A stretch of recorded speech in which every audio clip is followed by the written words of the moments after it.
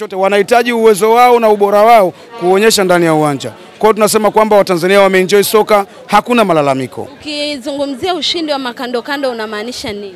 Ushindi wa makando kando unamaanisha kwamba referee kuna wakati anaweza akatumika kuwasaidia watu. Unajua sisi Dar es Salaam Africans tuko kwenye vita kubwa sana. Kuna watu ambao walijiandaa kwa ajili ya kujenga timu na sio ubingwa. Lakini sasa hivi baada ya kuona kwamba tayari na wao wanajiona wamekuwa, wanaona kwamba ubingwa wanaweza ukaupata mbele ya watu ambao wamejenga timu kwa muda mrefu, wameandaa kikosi kwa muda mrefu. Lazima tuwaambie kwamba sisi tuko imara, sisi tunashinda mechi zetu, zimebaki 2, basi tukimaliza hapo tunakaa tunasubiri kombe letu. Kwa nini mnasema mechi zimebaki 2 wakati kuna mechi ya dabi ambayo imepangwa Juni 15?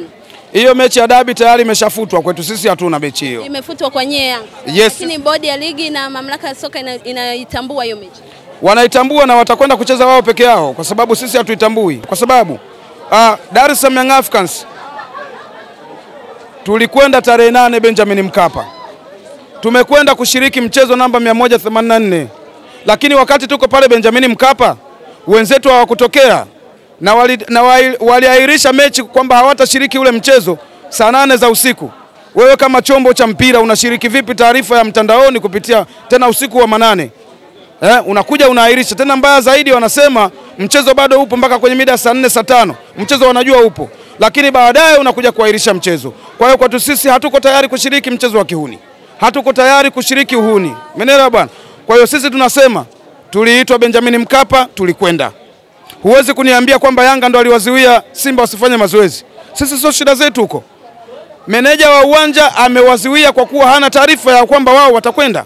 Taarifa na kanuni zinasemaje? Simba anatakiwa kutoa taarifa kwamba anakwenda kufanya mazoezi kwenye uwanja ambao utatumika, si ndio? Lakini hakutoa taarifa kwamba anakwenda kufanya mazoezi. Kama hukutoa taarifa alafu unakwenda kwenye nyumba ya mtu bila taarifa, wewe si mvamizi? Umevamia.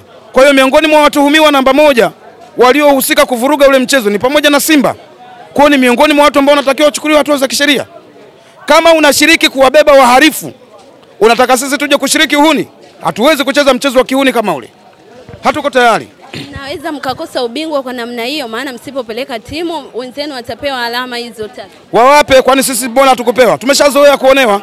Dar es Salaam Africans ndio timu pekee ambayo inaonewa. Ni timu pekee ambayo haina baba. Tunadiriki kusema hivyo, hatuna baba sisi. Mko tayari kukosa ubingwa? Yaani wakitaka kuwapa wawape, sisi potelea pote, hata wakitaka kutushusha tuko tayari kwenda Zanzibar. Sisi Zanzibar kwetu kule. Inamaanisha kwamba Yanga mnaonewa Sana. Watanzania ni mashahidi. Kwamba Yanga anaonewa sana. Ndio, kama mtu kwa makusudi kwamba na wachezaji takriban 6 au 5 walikuwa majeruhi. Unaamua kutengeneza mpango mkakati, unaamua kutengeneza uhuni kwa sababu una majeruhi.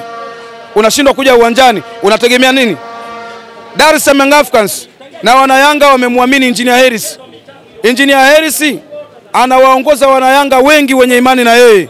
Sisi wote tumemwamini, mpaka Mtanzania huyu amechaguliwa au ameteuliwa na CAF kwenda kuviunganisha vilabu vyote barani Afrika.